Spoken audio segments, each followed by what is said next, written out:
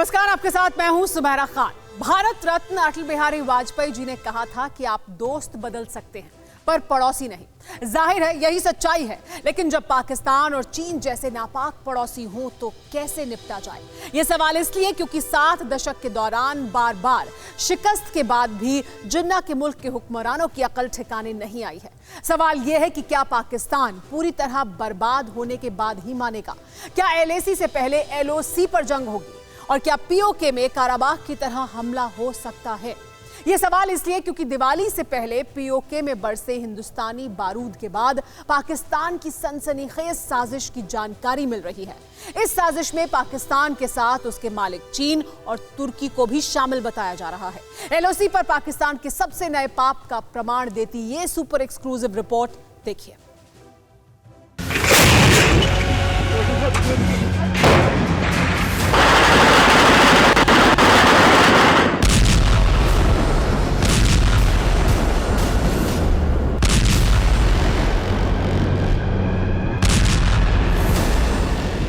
सिर पर इसी बारूद बरसने का खौफ है।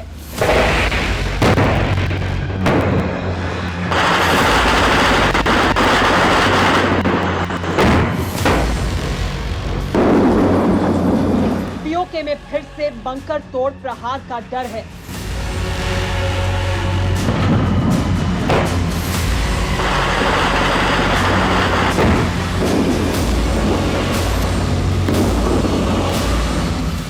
या फिर इस्लामाबाद के बुज़दिलों को फिर से बेआबरू होने का खौफ है।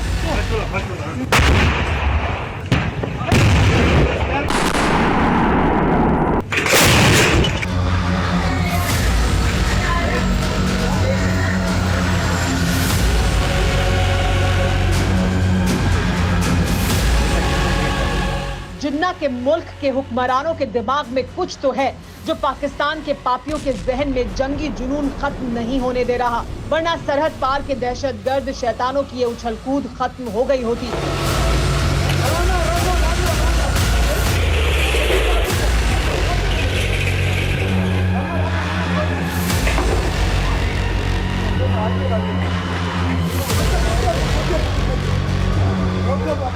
दिवाली से एक दिन पहले हमारे जांबाजों ने जिस तरह बाजवा के बुज़दिलों को कब्रिस्तान पहुंचाया था, उससे तो पाकिस्तानियों को चैन आ चुका होता, लेकिन ऐसा नहीं हुआ। जिन्ना के बारिशों की अक्ल ठिकाने नहीं आई है। उल्टे LOC के पार वाले कश्मीर में पाकिस्तान की साजिश का सिरा कैसे और बड़ा होने लगा है, सबसे पहले ये जानना जरूरी है।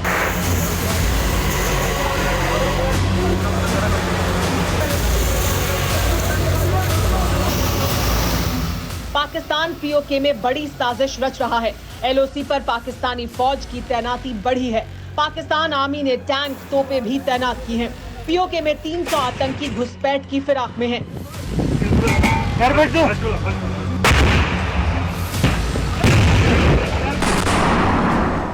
इस्लामाबाद के हुक्मरानों से लेकर रावलपिंडी के कायरों की साजिश इतनी सी ही नहीं है, खबर इससे भी ज्यादा सनसनीखेज और खौफनाक है।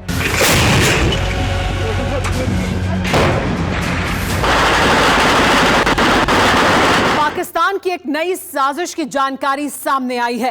पाकिस्तान की इस साजिश में पाकिस्तान का नया सुल्तान तुर्की भी शामिल है। तुर्की ऐसी जानकारी मिल रही है कि पाकिस्तान को TB2 ड्रोन देने वाला है।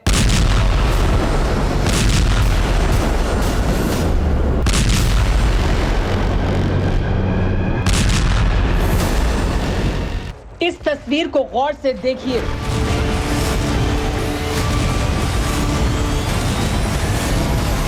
नजरें गड़ा लीजिए, जमीन पर आर्मेनिया के जवान नजर आ रहे हैं। अजरबैजान को सबक सिखाने के लिए रणनीति बनाई जा रही थी। किसी को इस बात का रत्ती भर भी एहसास नहीं था कि तुर्की के ड्रोन की शक्ल में मौत सिर के ऊपर मंडरा रही थी। थोड़ी देर बाद जोरदार हमला हुआ। जब तक धुआं छटता, आर्मेनिया के कई जवानों की सांसें थम चुकी होती थी।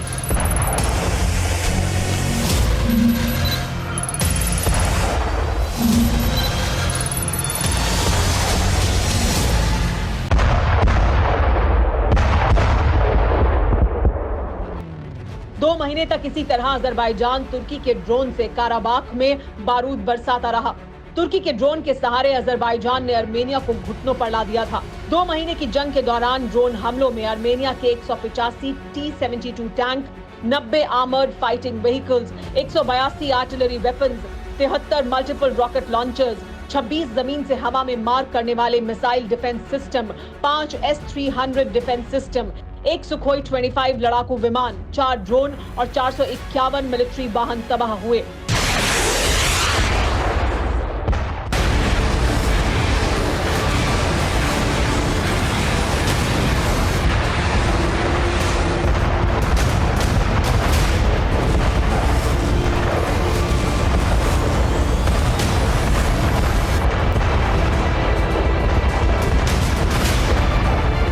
इसके अलावा काराबाख में तुर्की के ड्रोन से बरसे बारूद से आर्मेनिया के 3000 से ज्यादा जवान मारे गए।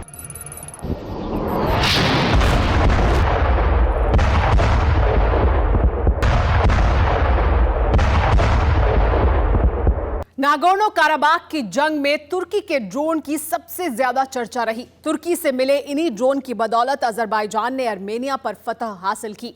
तुर्की के इन ड्रोन की इतनी चर्चा क्यों है? ऐसा क्या खास है तुर्की के इस ड्रोन में? आइए जानते हैं।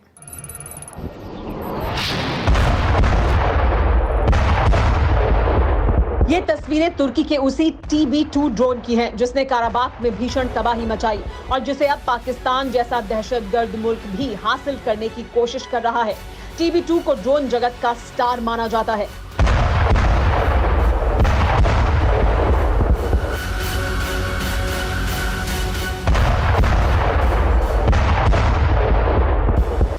बायरक्तार TB2 ड्रोन मीडियम रेंज का ड्रोन है, जिसका इस्तेमाल टोह लेने के साथ ही हमला करने में किया जाता है। इस ड्रोन को तुर्की की बाइकर नाम की एक कंपनी ने बनाया था। ये मिसाइल ले जाने में सक्षम दुनिया का सबसे छोटा ड्रोन है।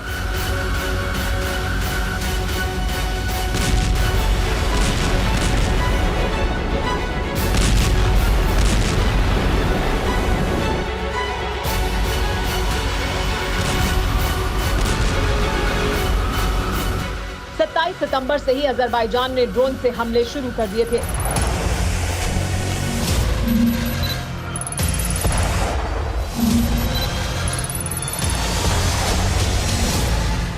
आर्मेनिया को इसका एहसास तक नहीं हुआ और इसीलिए शुरुआत में आर्मेनिया के सैकड़ों सैनिक मारे गए। इन्हीं ड्रोन ने काराबाख को कब्रिस्तान बनाने में कोई कसर नहीं छोड़ी।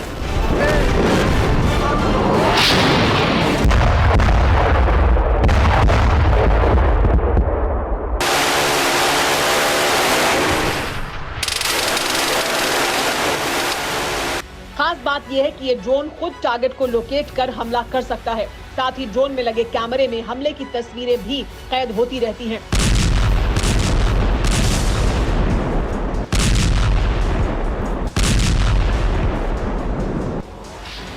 काराबाख पर कब्जे के लिए तुर्की ने अजरबैजान को ये घातक ड्रोन ही नहीं दिए, अपनी फौज भी भेजी। पाकिस्तान ने वर्दी वाले दहशतगर्दों को भी बुलाया। तीनों ने मिलकर काराबाख में बारूद बरसाया।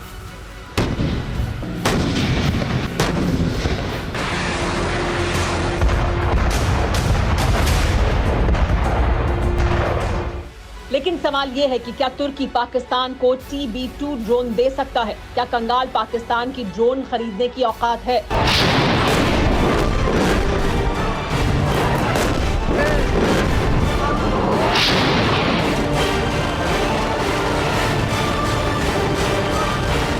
पाकिस्तान की महंगे ड्रोन खरीदने की औकात नहीं है, लेकिन जिस तरह चीन जिन्ना के वारिसों को खैरात में अपने हथियारों का कबाड़ देता रहता है, वैसे ही तुर्की भी पाकिस्तान को भीख में ड्रोन दे सकता है।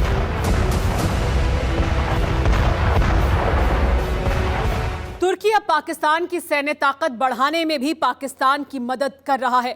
तुर्की की सरकारी कंपनी पाकिस्तान में MIL GEM क्लास कॉर्वेट का निर्माण कर रहा है। ये युद्धपोत 2023 तक पाकिस्तान की नेवी में शामिल हो जाएगा।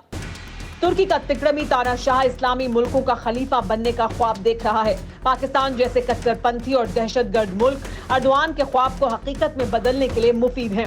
वैसे भी इमरान खान अर्दोआन के पिछलग्गू हैं, इसीलिए पीओके में बाजवा के बुज़दिलों पर बंकर तोड़ प्रहार के बाद भी रावलपिंडी के कायरों को सबक नहीं मिला है।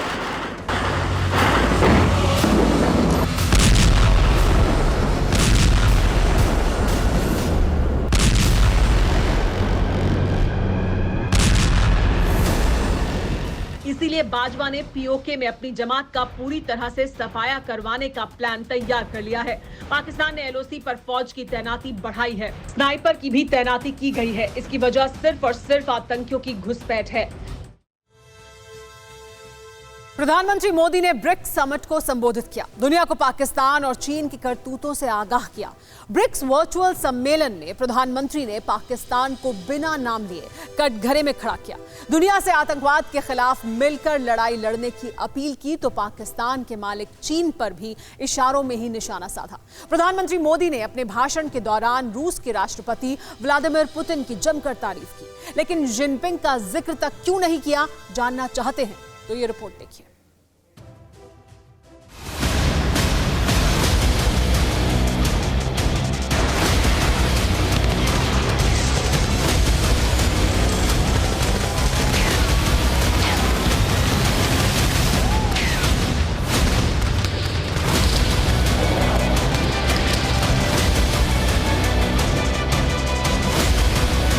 बाज की तरह परवाज भरते fighter plane,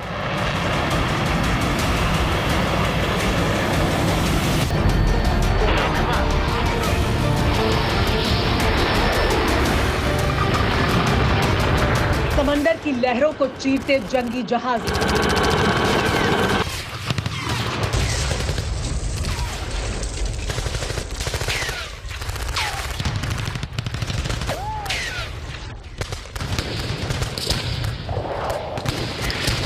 supersonic deadly missile, समंदर के अंदर से दुश्मन को भेदने वाली सबमरीन,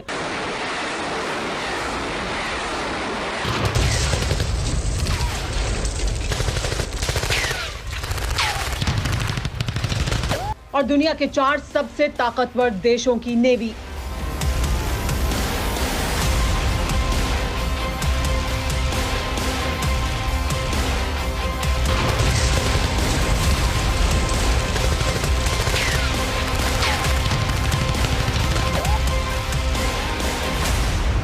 भारत, अमेरिका, जापान और ऑस्ट्रेलिया की ताकत से अरब सागर की लहरें उफान मार रही हैं। जिनपिंग के शागिर्दों पर सबसे भीषण प्रहार है ये मालाबार है।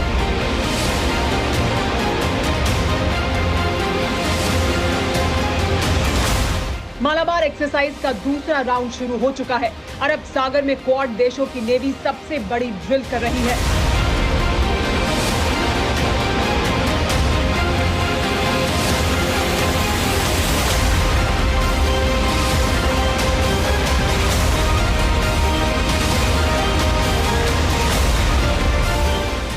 मालाबार एक्सरसाइज में आईएनएस विक्रमादित्य शामिल है। अमेरिका का सबसे बड़ा एयरक्राफ्ट कैरियर यूएसएस निमित्ज मौजूद है।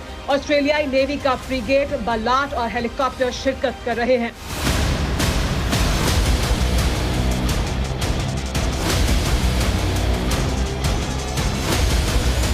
मालाबार एक्सरसाइज में 4 देशों के 12 वॉरशिप हिस्सा ले रहे हैं। सबसे बड़ा वॉरशिप यूएसएस निमित्ज पहली बार मालाबार का हिस्सा बना है। दुनिया हिंदुस्तान की ताकत और काबिलियत देख रही है तो माओ के मुल्क में खौफ से मातम पसरा हुआ है। वैसे तो मालाबार एक्सरसाइज पिछले 1.5 दशक से लगातार होती रही है, लेकिन इस समय ये मालाबार एक्सरसाइज जो अब तक की सबसे बड़ी एक्सरसाइज है, ऐसे समय में हो रही है जब भारत और चीन एलएसी पर पिछले 6 महीने से आमने सामने डटे हुए हैं और पहली बार मालाबार एक्सरसाइज में ऑस्ट्रेलिया भी शामिल हुआ है। एलएसी पर जहां चीन के बुजदिलों की टुकड़ी चूहों की तरह हमारी सरहद में घुसने की साजिशों में लगी है, तो ठीक उसी तरह ड्रैगन की नस्लों का जबड़ा समंदर को निगलने पर आमादा है।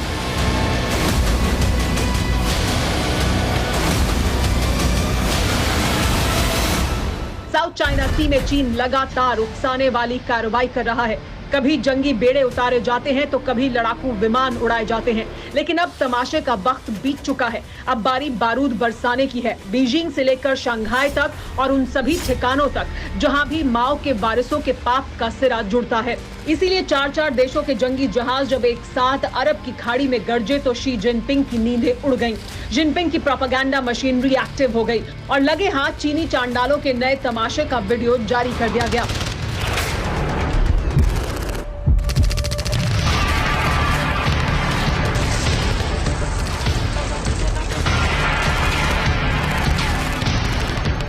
ये तस्वीरें चीन के नए तमाशे की हैं, जिसे बीजिंग के भोंपू ग्लोबल टाइम्स ने जारी किया।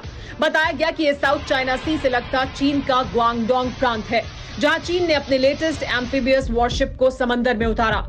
दावा किया कि इससे तेज स्पीड किसी भी वॉरशिप की नहीं है। ये भी बताया कि ये एम्फीबियस वॉरशिप सैकड़ों सैनिकों के साथ टैंक और तोपें लाद कर भी उसी स्पीड से चल सकता है।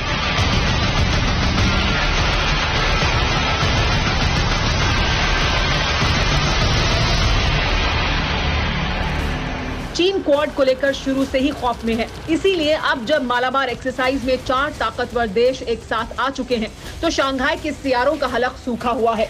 जाहिर है चीन का ये तमाशा भी उसी का हिस्सा है।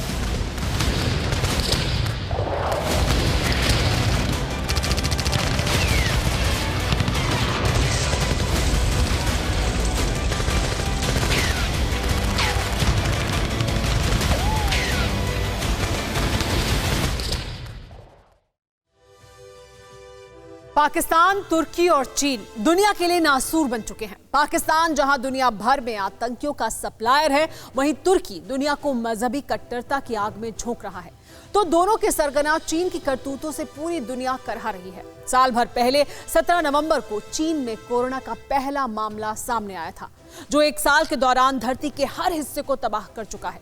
चीन के फैलाए वायरस ने 5.5 करोड़ से ज्यादा लोगों को अपना शिकार बनाया है। करीब 13.25 लाख लोग मारे जा चुके हैं। अमेरिका में कोरोना से हर रोज 1 लाख से ज्यादा मामले सामने आ रहे हैं। तो यूरोप के कई देशों में दोबारा लॉकडाउन लगाया जा चुका है। दुनिया के नक्शे में किसी भी देश पर आप उंगली रख लीजिए, हर मुल्क में माओ के वारिसों की करतूतों से करहाती इंसानियत नजर आएगी। लेकिन बेशर्म और बेगैरत चीनियों का फरेब और मक्कारी की आदत खत्म नहीं हुई है। कोरोना से हमारे देश में भी हालात ज्यादा नहीं सुधरे हैं। देश में कोरोना से ठीक होने वालों की रफ्तार लगातार बढ़ रही है, लेकिन कई राज्य अब भी चीन से आई इस मुसीबत से जूझ रहे हैं। सवाल यह है कि वैक्सीन कब आएगी, कोरोना कब जाएगा? तो ये रिपोर्ट देखिए। 这时那边也是躺着有病人，因为收不进去啊。其实我也想帮他，但是我们确实没有床位给他们。就梦里面就全部是这些患者的那些影像在你大脑里面。 वुहान, चीन के इस शहर ने दुनिया को कभी न भूलने वाला दर्द दिया है। इसी शहर से निकले कोरोना नाम के वायरस ने दुनिया पर ऐसा कहर ढाया है, जिससे आने वाली कई सदियां सिसकती रहेंगी। पिछले साल 17 नवंबर की तारीख थी जब चीन में कोरोना का पहला केस सामने आया था, जो आज धरती के हर कोने को अपनी चपेट में ले चुका है। दुनिया के तमाम देशों में लॉकडाउन लगाया गया, एहतियात बरती गई, लेकिन हालात फिर भी काबू में नहीं आ पाए। दुनिया के तमाम देशों के मुकाबले हमारे देश में हालात बेहतर हुए तो हैं, लेकिन बढ़ती सर्दी के साथ ही कोरोना के मामलों में उछाल ने कई राज्यों की नींद उड़ा दी है। देश की राजधानी दिल्ली भी ऐसे ही राज्यों में से एक है। दिल्ली में अब तक 4,89,202 लोग कोरोना वायरस से संक्रमित हुए हैं और इनमें से 4,41,361 लोग ठीक हो चुके हैं। अब तक 7,713 लोगों की मौत हुई है और इस समय 40,128 लोगों का इलाज चल रहा है। खास बात यह है कि प्रदूषण की वजह से दिल्ली में कोरोना वायरस के मामले लगातार बढ़े। यही वजह है कि देश की राजधानी एक बार फिर मिनी लॉकडाउन की तरफ बढ़ने लगी है। सारी कोशिशों के बावजूद भी अगर किसी बाजार में हम देखते हैं कि सोशल डिस्टेंसिंग और मास्क का पालन नहीं किया जा रहा और वो एरिया एक तरह से लोकल कोरोना हॉटस्पॉट बन सकता है, तो उस वहाँ पे बाज़ार को कुछ दिनों के लिए एहतियात के तौर पे बंद करने की इजाज़त दिल्ली सरकार को दी जाए। ऐसा प्रस्ताव अभी केंद्र सरकार को भेजा जा रहा है। इसके लिए भी मैंने एलजी साहब की परमिशन के लिए अभी लिख दिया है। दिल्ली के सीएम अरविंद केजरीवाल ने प्रेस कॉन्फ्रेंस की, कोरोना से बिगड़ते हालात बताए। ये भी कहा कि दिल्ली सरकार ने केंद्र को प्रस्ताव भेजा है, जिसके मुताबिक छोटे स्तर पर लॉकडाउन लगाया जा सकता है। जो आंशिक लॉकडाउन होगा, उन बाजारों को बंद किया जा सकता है जहां कोरोना के ज्यादा मामले सामने आए हैं। शादी समारोह में अब केवल 50 लोग ही शामिल हो सकते हैं। दिल्ली ही नहीं, दुनिया के कई शहरों में दोबारा लॉकडाउन लगाया जा चुका है। फ्रांस, ब्रिटेन, इटली, ऑस्ट्रिया जैसे देशों में बाजार फिर से बंद कर दिए गए हैं। अमेरिका में कोरोना से हर रोज 1 लाख से ज्यादा मामले सामने आ रहे हैं। कोरोना वायरस को दुनिया में आकर कोहराम मचाते हुए 1 साल हो चुका है, लेकिन अभी तक हजारों और लाखों लोगों को इस वायरस ने प्रभावित किया है। लाखों लोगों को मौत के घाट उतार दिया है चीन से पैदा हुए इस कोरोना वायरस ने। लेकिन अब जहां एक तरफ चीन का ये कोहराम अभी तक जारी है, दूसरी तरफ उम्मीद की किरण भी दिखाई देने लगी है। चीन के इस कोरोना वायरस को हमेशा के लिए खत्म करने वाला वैक्सीन भी दुनिया को जल्द मिल सकता है। वैसे तो कोरोना की वैक्सीन को लेकर इस साल की शुरुआत से ही दावे हो रहे हैं, लेकिन अब पुख्ता खबर आने लगी है। अमेरिका की बायोटेक कंपनी मॉडर्ना ने कोरोना वैक्सीन का ऐलान किया। कंपनी का दावा है कि ये वैक्सीन कोरोना के मरीजों को बचाने में 94.5% तक असरदार है। ये दावा लास्ट स्टेज क्लिनिकल ट्रायल के नतीजों के आधार पर किया गया है। खास बात यह है कि ये वैक्सीन 2 से 8 डिग्री सेल्सियस तापमान में 30 दिन तक महफूज रह सकती है। दुनिया भर में कोरोना की वैक्सीन के लिए वैज्ञानिकों की करीब 100 टीम काम कर रही हैं। ये टीमें करीब 50 ऐसी वैक्सीन पर काम कर रही हैं जो अलग अलग स्तर पर पहुंच चुकी हैं, लेकिन इनमें से सिर्फ 10 ऐसी हैं जो अपने लक्ष्य के करीब हैं। पहली स्वदेशी वैक्सीन का ट्रायल भी तीसरे दौर में पहुंच चुका है। उम्मीद है चीन की करतूतों से करहाती दुनिया को जल्द कोरोना से मुक्ति मिलेगी।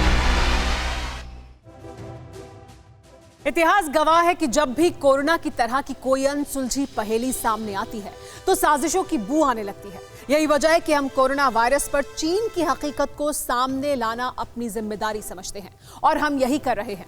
फिलहाल आप एहतियात बरतें, भीड़ से दूर रहें, सोशल डिस्टेंसिंग का ख्याल रखें और हमेशा मास्क लगाकर ही बाहर निकलें। याद रखें, लॉकडाउन में सरकार ने ढील दी है, कोरोना ने नहीं दी है। परवाह देश की में आपसे फिर मुलाकात होगी। तब तक अपना ख्याल रखें। नमस्कार।